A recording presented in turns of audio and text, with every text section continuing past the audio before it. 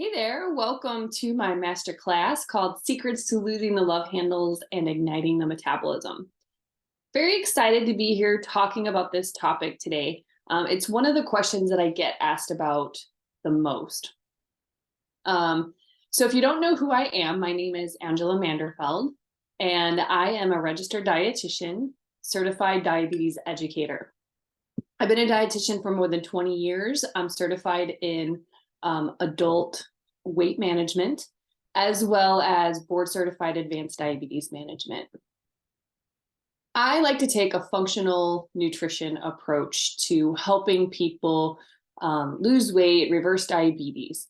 And what I mean by that is using what we have in nature, using food, using movement, using nature itself to help us transform into what our optimal health should be. So with that said, let's dive right into our goals for today. So why are we here today? Well, the main reason that I wanted to do this talk is because once women hit their 40s, I think we're just going along in life and we're just not even thinking about it, but perimenopause is there. It's an underlying thing that's there. Particularly, it's starting in women ages 40 to 44. But this cycle lasts at least 10 years. And then there's what happens in menopause and postmenopause. So I wanted to really focus this talk today for women ages 40s to 60 plus and helping them learn a little bit more about how to ignite the metabolism, unleash that ideal body. And let me pause there for a minute. When I say unleash the ideal body, I don't mean we're trying to look like swimsuit models on the cover of a magazine. Unleashing your ideal body is getting you to the point where when you wake up in the morning and you jump out of bed, you're feeling good. When you put your clothes on, you feel confident. And you're able to do the things that you want to do each day. Last but not least, many women have struggled throughout their entire life with yo-yo dieting, on a diet, off again. And so we're going to talk today a little bit about how to end that exhausting dieting cycle. One of the things that I want to point out before we dive into all our interesting information that we're going to cover today is I think what qualifies me the most to give this talk to you today is what I'm about to say here. As women transition to menopause, so through that perimenopausal phase into menopause, estrogen levels start to decrease, which causes a decline in metabolism. So that's when we see weight gain. But the key here is there's an increase in what's called insulin resistance. Now, I'll dive into that a little bit deeper later on, but it's important to know that insulin is a hormone that your body makes. Insulin helps get sugar that's in your blood out of the blood and into your cells so that you can use it for energy. And when we talk about insulin resistance, it means those cells that are supposed to be taking in the sugar so that you can use it for energy, those cells are being resistant. They're kind of locking up their doors. So your pancreas is having to produce a bit more insulin than it needs. So like I said, we'll talk about that a little further on down the road here, but let's go ahead and dive in. So the first thing we're going to talk about today is how to ignite your metabolism. So there's 4 basic things that can really help get that metabolism up and running again. The first one is try to get about 20 grams of protein at each meal. Now, what is 20 grams of protein? Well, one easy way to get protein at breakfast would be like maybe some Greek yogurt if you eat dairy. You have to be careful with the Greek yogurt. They're not all created equal. So when you're at the store, a good reference brand is it's Fage or Faye yogurt, F-A-G-E.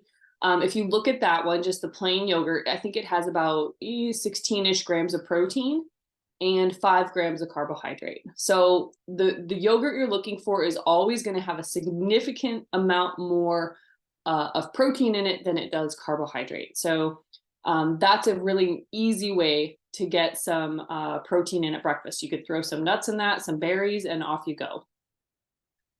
3 eggs is about 20 grams of protein, so that's another option. Or you could do 2 eggs and maybe a little bit of turkey sausage and some berries. So all of those would be easy ways to get protein at breakfast. Lunch and dinner is pretty simple. If you eat meat, fish, chicken, pork, whatever you like, you're looking about the size of the palm of your hand and thickness of your pinky should do the trick. Now, if you're vertically challenged, you're a smaller person, you might lean toward the 20 grams of protein. If you're a much taller person, maybe you need upwards of 25, maybe even up to 30 grams per meal. But I would say 20 grams is a pretty good starting point for most people. All right. So the next one is sleep. Sleep is challenging. Sleep is always challenging. 7 to 9 hours is what we're aiming for each night, but there's a lot of things that get in the way of sleep. Animals get in the way of sleep. Kids get in the way of sleep. Television, phones, temperature, all of these things can affect sleep. So one thing that I recommend is just start working on sleep hygiene. The very basics of good sleep are making sure you have a cool room, making sure you have a dark room, and then trying not to do screens within an hour of going to bed. So maybe reading a Kindle, or maybe wearing some blue light glasses, maybe just listening to music, meditating, doing some, chill yoga before bed, something that doesn't require screens. Now, some people struggle a little bit with sleep, and especially in perimenopause and menopause. And something that helps a lot with sleep is magnesium. Now, you can get magnesium through nuts and seeds. Pumpkin seeds are a great snack that are a really good source of magnesium. There's some fruits that have a little bit of magnesium. But for the most part, nuts, seeds, green leafies, that's where you're going to find magnesium in your diet. Now, there's a lot of things that deplete magnesium. Statins, it's a medication prescribed for cholesterol so there's some prescription medications that can deplete magnesium. Stress depletes magnesium. Sugar intake in your diet, alcohol intake in your diet, all of these things can deplete magnesium. So if you're able to check the box next to any of those things, you might want to focus on boosting your foods that contain magnesium. I will say many people in perimenopause that are struggling actually do well with a magnesium glycinate supplement. So magnesium glycinate, glycinate, and usually 300 to 400 milligrams daily will do the trick. You can do it in divided doses. A lot of the pills come in like 120-ish milligrams per capsule. So you could take two at night, 1 in the morning, or however you want to do it. But magnesium is definitely a good supplement that can help with sleep. And the bonus is it also helps with insulin resistance. So it's definitely something to keep an eye on. All right. The third thing that will help ignite your metabolism is your workouts. So it stands for high intensity interval training. There's some really good videos. If you don't have, if you're not a member of a gym that has a HIIT class, if you go on, there's a channel on YouTube called Pop Sugar, and Pop Sugar has some really good cardio HIIT or weight HIIT classes that use weights. So if you want like a short condensed workout that's maybe 20 or 30 minutes, that helps, again, check those boxes for increasing metabolism, that would be a good place to start. At your gym, if you have a weight training class, there's a lot of different, I think Les Mills has like a body pump. Some places have group power. So you're looking for a weight class that has maybe like a barbell or it has some dumbbells in it. I teach hot yoga sculpt. So that's another place where, I'm able to get my weights in on a regular basis. So any type of high intensity interval training and weights, those are your priority. But I would say that's one of the biggest mistakes we make with our metabolism is we're out walking for an hour or doing 2 hours of cardio at the gym, like cardio, trying to lose weight. And cardio is great. It's very good for our heart health. Like it does a lot of really good things for our body. So I'm not telling you not to do it, but we need to start prioritizing weights. And I would say starting with a minimum of 2 to 3 times a week would be a good place to start. All right. Last but not least, hydration. So I don't know if you know this, but just drinking 2 liters of water a day, it burns like 100 calories. Your body has to kind of heat up that water a little bit. It induces thermogenesis. So, that's a positive in my book. Any extra way that we can burn some calories, that's fantastic. So do what you can, but try to increase your water intake. A rule of thumb I give a lot of my clients is take your body weight, cut it in half. So if you're 150 pounds, cut it in half, that's 75. That's about how many ounces of water you want to start with a day. If it feels like too much, start with the standard 64 ounces and go from there. I recommend people use electrolytes. And you don't have to put it in every single glass of water, but I usually like people to start their day with electrolytes, and there's a couple different ones. So I'm going to show you here real quick. So if you're not overly salt sensitive and you haven't been told to restrict your salt or your sodium intake, Element is a good one. You'll notice it has 1,000 milligrams of sodium in it. So that's why I mentioned that.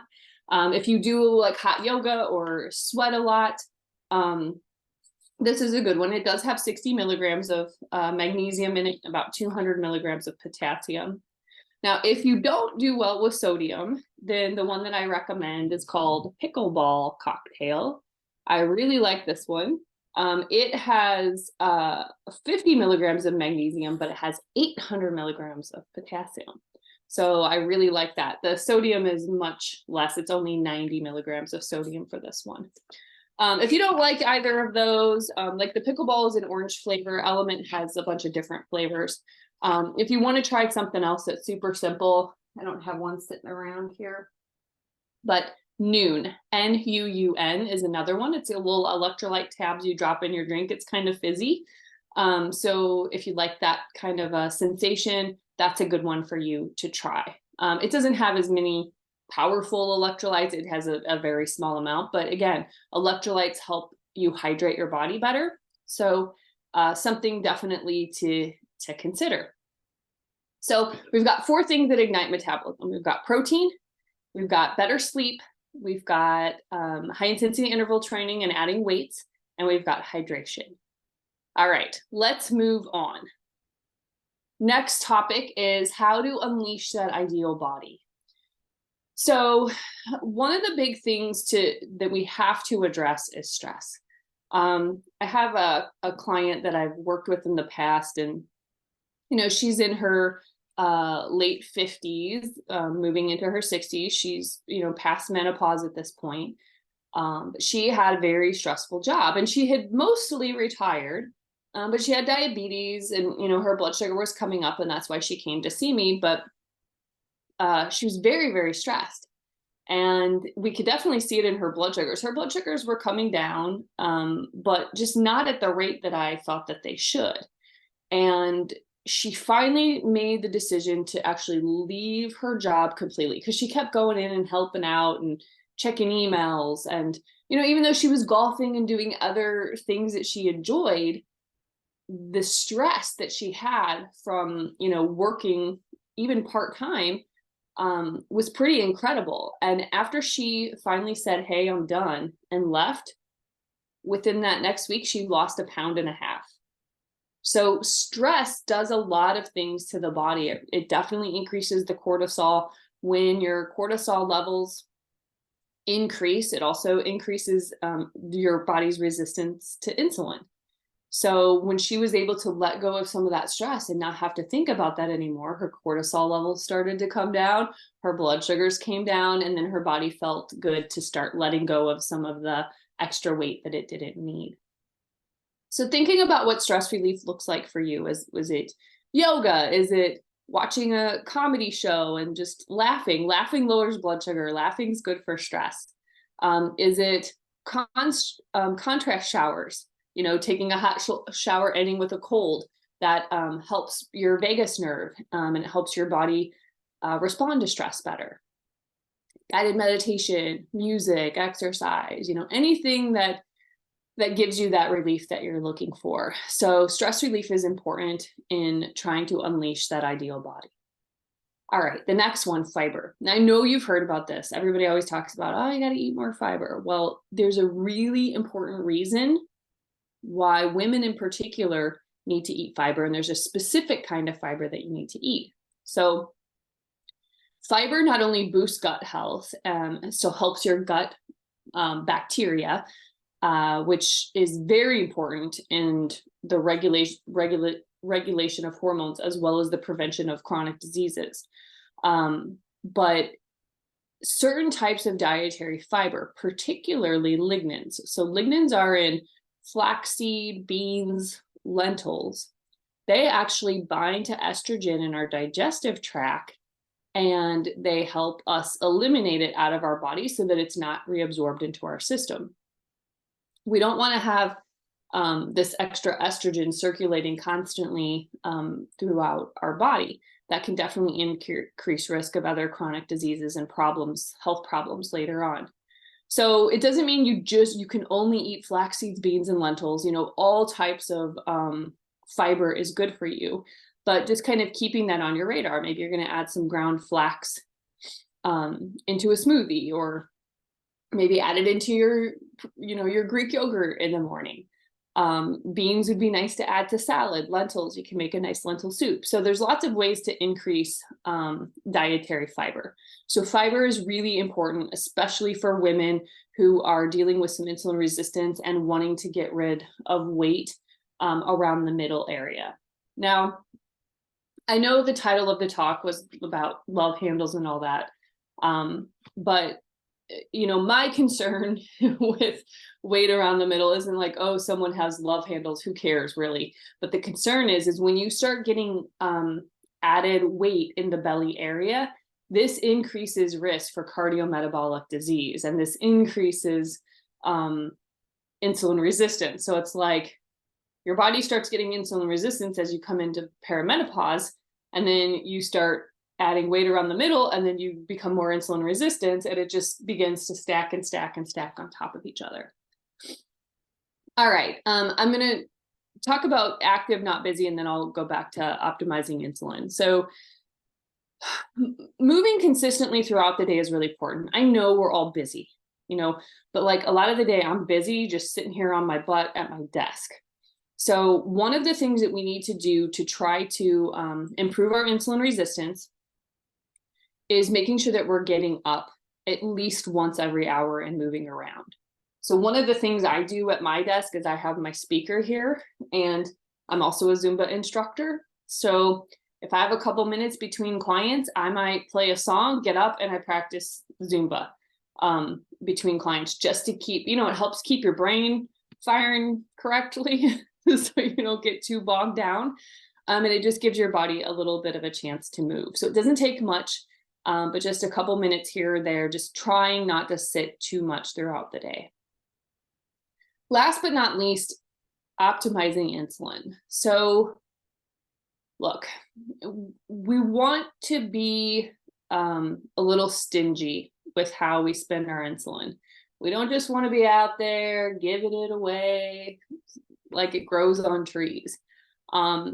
If you are spending your insulin like it's limitless, it will catch up with you. Now, what do I mean by that? Well, any food that you eat that's a carbohydrate is going to require your body to produce insulin in order to process it, which is fine. I've got nothing against carbohydrates. But if you overdo it, so you go out and you're having pasta, and you're having bread, and you're having something sweet to drink, and you have a sweet dessert, all of these things stacked on top of each other, this is a lot of carbohydrates. This is going to cause a lot of insulin to have to be put out. And insulin is a fat storing hormone. Okay.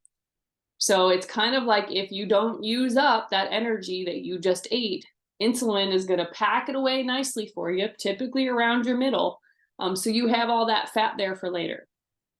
So you have to be careful. Insulin is not bad. Carbohydrates are not bad, but we need to be careful about how we use them. That's the bottom line. So what do I mean by that? Like, how do you make a change? Like, how do you adjust your diet then? So you're going to be looking for carbohydrates that contain more fiber, because the carbohydrates that have fiber are going to elicit less of an insulin response from your pancreas. So like, for instance, berries, those are considered lower glycemic, meaning they don't make your sugar go as high, so they don't tend to need as much insulin. Things like sweet potatoes, vegetables, beans, things, like I said, things that have more fiber in them, those are going to be the carbohydrates that you want to spend your insulin on. Things that are going to cause you problems that require a lot of insulin, that make your blood sugar go up really fast, are large amounts of like pasta or white rice, breads, that kind of stuff. Those carbohydrates that don't have a lot of fiber, that are overly processed, those are the things that are going to cause you to produce more insulin and end up causing more challenges with losing weight or possibly even gaining weight. So am I saying you can never have rice? No, I did not say that. Did not say you couldn't have pasta or bread. It's just, again, you want to be choosy about it. That's not like a staple that you want to be eating 3 cups of rice every evening with dinner. If you can do less than a cup of rice a few nights a week for dinner, that would be good. Or if you do more than that, making sure that you're active afterwards, because one of the best things that we have that we can optimize insulin is to move around and be active. So after you eat a meal, if you're able to go out for a 10-minute walk, it doesn't take much. Moving around after a meal helps your body open up the cells so that it can take the sugar in. So any movement you do is the best way to optimize your insulin. Okay. Clarification, you're not taking a walk after dinner to burn off all those carbohydrates, to try to burn calories, to pay penance for what you did. 10 minutes is not going to cover a plate full of, fettuccine Alfredo and breadsticks. It's just not. But taking that 10-minute walk, number one, will help you digest better. And it will also very quickly help those cells to not be as resistant to the insulin that your body's making. All right. So we've covered the 4 tips for unleashing your ideal body. So reducing stress, choosing high fiber foods, particularly the flax, the beans, the lentils, trying to stay active throughout the day, not just busy. Busy doesn't mean active, because we can be busy sitting on our butts. So trying to get up every hour, moving it around, and then optimizing our insulin by number 1, really focusing on how do we want to spend it, not just spending it freely on whatever, and then trying to move around and be active if we have eaten a carbohydrate that tends to send our blood sugar up quickly, just so that we can help our cells open up and take that sugar in. All right, last one that we've got for today is how to end the exhausting diet cycle. So one of the things that I think is most important in ending the exhausting diet cycle is being more mindful with our eating. And I know that's challenging. Like, I've talked to teachers and they're like, yeah, I get to school, I might have had breakfast at like 8 and now my lunchtime is at 10:30. I'm just not hungry. So, time dictates when we eat. Other people might be dictating when we eat, but ideally what's truly dictating when we eat is when we're actually hungry. Because if you eat when you're not hungry, you have nothing to tell you when to stop. Because usually hunger starts the feeding process, and starting to feel satisfied is what ends it. But if we're already satisfied and we're not hungry when we start, how do we know if we need to eat our whole lunch or not? Probably we don't. So just starting to think about that a little bit. This is something that's a work in progress for most people. It takes a long time to grasp for some, but the more you get in touch with the mindfulness piece, the better things are in the long run. And I really do like to pair mindful eating with fasting. It seems counterintuitive because you're like, well, Angela, you just told me to ask if I'm hungry, and if I'm hungry, I should eat. But when I fast for long periods, I get hungry. That's the thing, because I have clients tell me all the time, they'll be like, I'm hungry all day long. And then I have others that say, I'm never hungry. So taking away food for an extended period of time is actually quite healing for the body. It actually improves insulin resistance. It can increase your immune function, and it can also help with improved sleep. So what I usually do is I have people take your bedtime, roll back 3 hours. So if you go to bed at 10, you're going to roll back to 7, and that's the time that you're going to stop eating. Okay. Not eating within 3 hours of bedtime, again, helps improve sleep and can help with insulin resistance during that overnight hours. So 7 p.m., you stop eating. You go all the way till 7 a.m. That's your 12-hour mark. You can push it a little further to 8 a.m., your 13-hour mark. You've done it. That's how you start with fasting. A 12 to 13 hour overnight fast can help with the insulin resistance piece and also help with the sleeping piece. And then when you wake up and you are ready to eat and you start to feel hungry, now you have that gauge. You say, oh, wow, yeah, I'm pretty ravenous this morning. I'm ready to eat. So you do your 20 grams of protein, you find something that's got some fiber, you start eating. When you start to feel full, boom, we stop. And then we wait, we fast until we start to feel hungry again. Okay. So I usually tell people the best way to be mindful is to start with a 12 to 13 hour overnight fast to see if you can get yourself to feel hungry first thing in the morning. And then avoid snacks. Don't just snack for fun or snack because you think you should. Avoid snacks between meals to see like how long can you last until you're ready to eat again, because we need to get in touch with that hunger fullness feeling. Chewing. I know this is a weird thing to put on here, but it is so important and it's so helpful. Most of us are usually in that state of busyness or rushing around. And, we might be like taking a bite, running around the house, running around the kitchen, doing whatever. And we're not even thinking about the food in front of us. And sometimes we might not even be chewing properly. Chewing actually helps us get the most out of our food by helping to break it down. If we don't break it down, digestion starts in the mouth. So if we're not breaking it down thoroughly in the mouth, it kind of throws off the digestion process. So slow it down, chew your food a little longer than you think you should, and see if this kind of helps slow the entire process down. And then you can start recognizing those signals of when you're starting to feel satisfied before you've eaten so much and then you're like, oh my gosh, I ate too much. The chewing really helps slow things down and it helps with digestion and absorption. Last but not least, fats and delicious food. Okay, so normally when people come to me, they're like, I need to lose weight. Give me a list of the things I can't eat and what I can. People want a yes list and a no list. Well, I think that's doing people a disservice because we need to be able to be flexible in life because maybe we don't always have everything available that's on the yes list. And we need to learn more about the basics. So here's a couple things. People, when they're dieting and they're restricting, sometimes they're eating very low calories. They're just eating salads. They're not getting a lot of fat. They're not getting enough protein. They're probably not getting enough fiber. They're just trying to eat the bare minimum so that they can get rid of that weight. That's not the best approach, because what happens is if you end up getting overly hungry, there's no more list, there's no more rules. People just start shoving everything in that they can because they're starving. So fats, particularly healthy fats, are really good when people are trying to lose weight because it helps sustain that feeling of fullness for a little bit longer.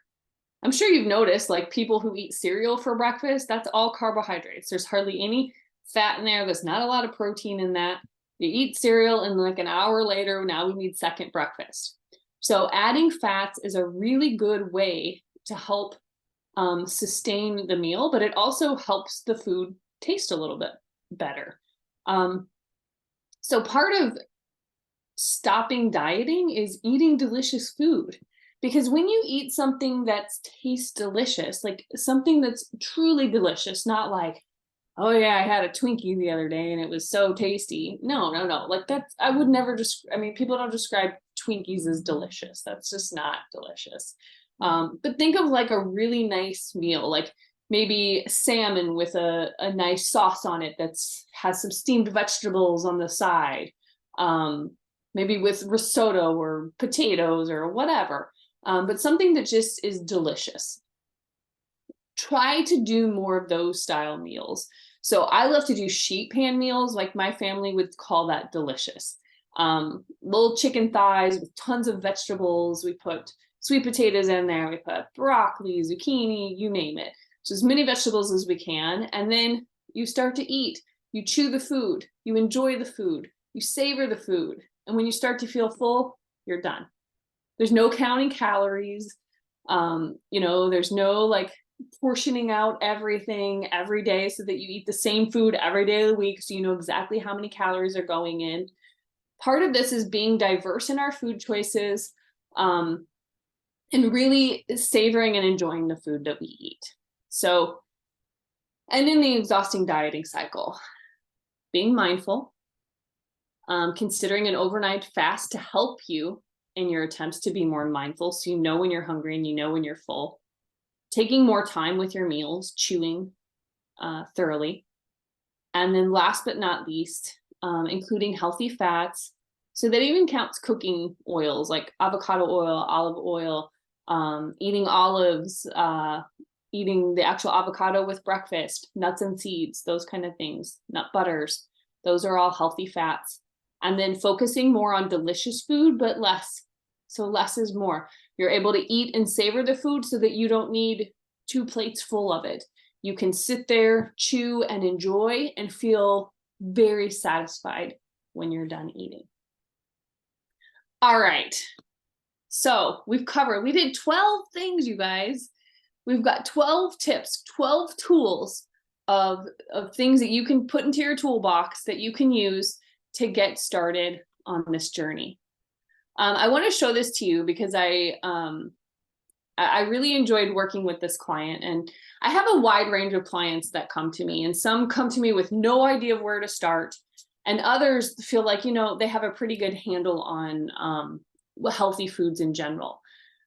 So in this particular case, she tells you how she had tried calorie restriction, she tried structured diets, but she was constantly feeling deprived, and she felt like she had a good base knowledge when it came to choosing healthy food, but the game changer for her was mindfulness.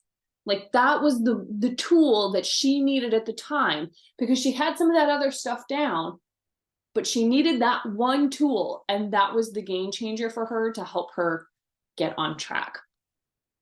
So it's common for people to say, I already know what to do.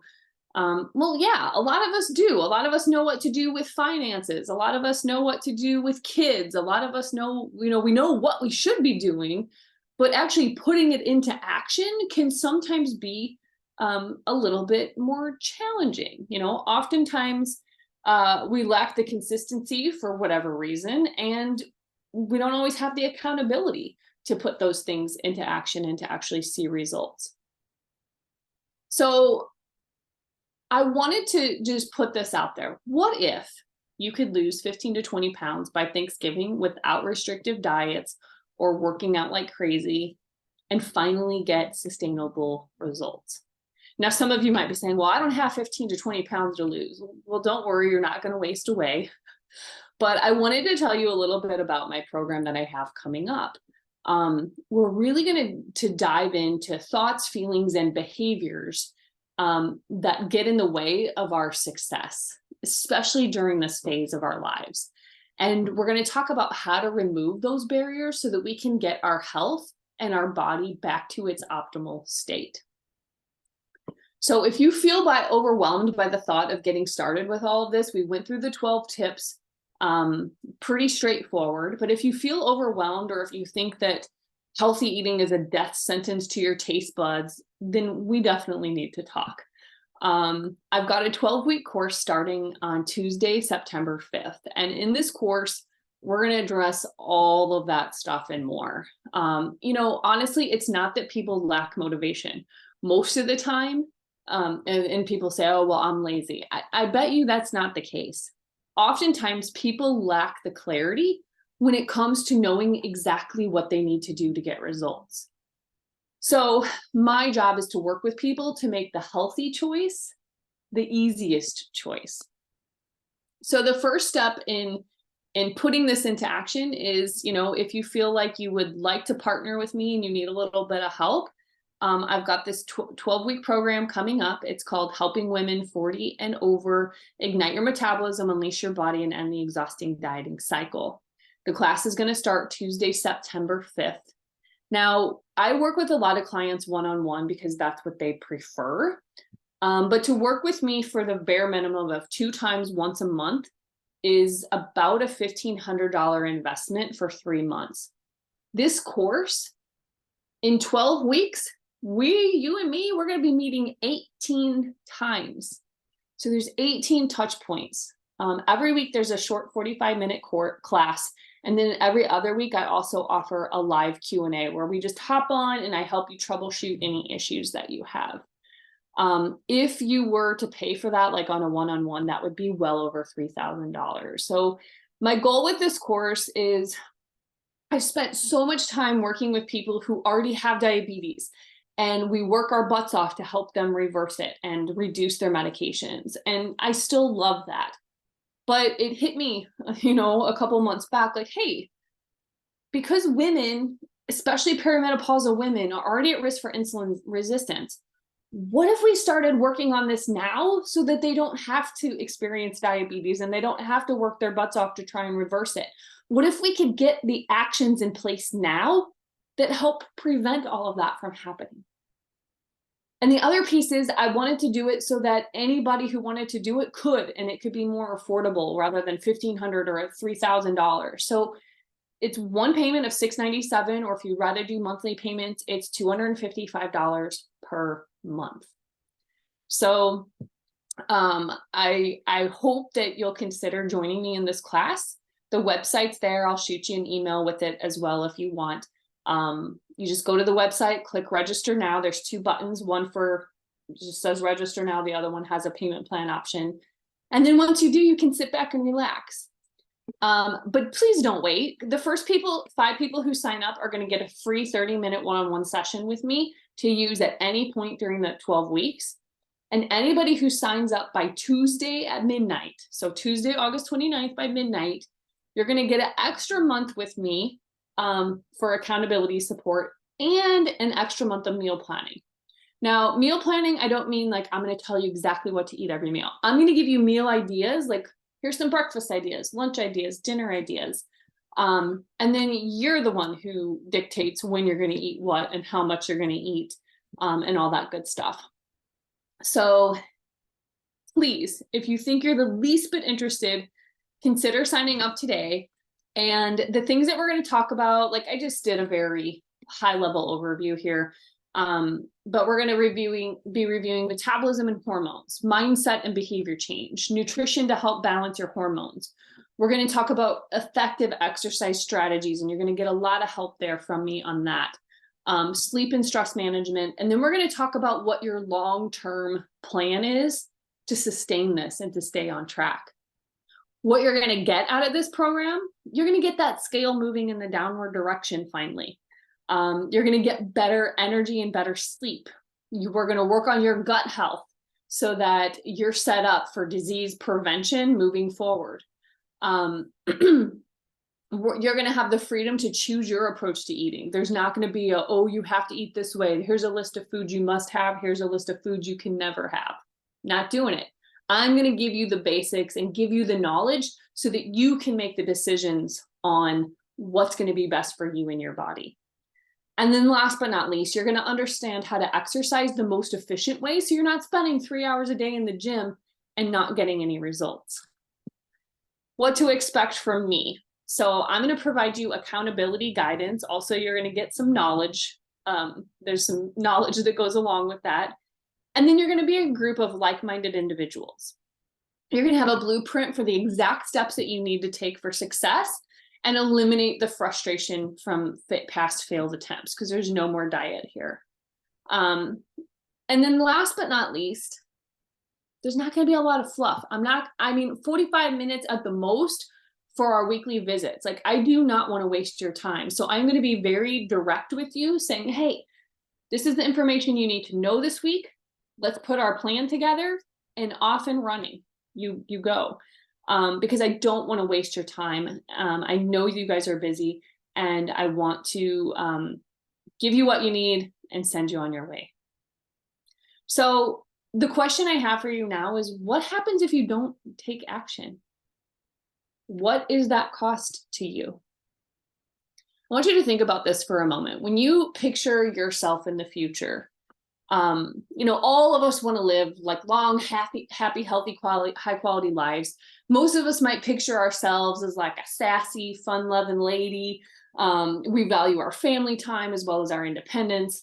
But what if it gets to the point where our health doesn't allow for this? What if you end up with diabetes? Or what if you end up with heart attacks, strokes, those kind of things? This is stuff that nobody likes to think about. And I'm not trying to be Debbie Downer, but what if we aren't able to be as active as we wanted, or we're not able to travel and spend time with our grandkids and our family like we wanted? What if we have mobility issues from, choices that we've made now? These are not fun things to think about, but if we don't start thinking about them today, then when? Are we currently doing the things and making the choices that are going to get us that smiling, happy, healthy future that we want? So if no, then are you willing to pay what it will cost you down the road if you don't take any action now? So if you or someone envisions a future self that's filled with fun, travel, family, high quality living, then please consider joining my 12-week course that starts on Tuesday, September 5th. You can find all the details and some frequently asked questions on my website. Here again is the website. If you go to my outsmartyourdiabetes.com and click on programs at the very top right, the second one down will be the Strong Body, Strong Mind program. Otherwise, you can enter this in and register now and get yourself signed up. I hope to work with you soon. And if you have any questions, please feel free to email me. Put the letters SBSM for Strong Body, Strong Mind in the subject line. That way you don't get lost in my black abyss of emails.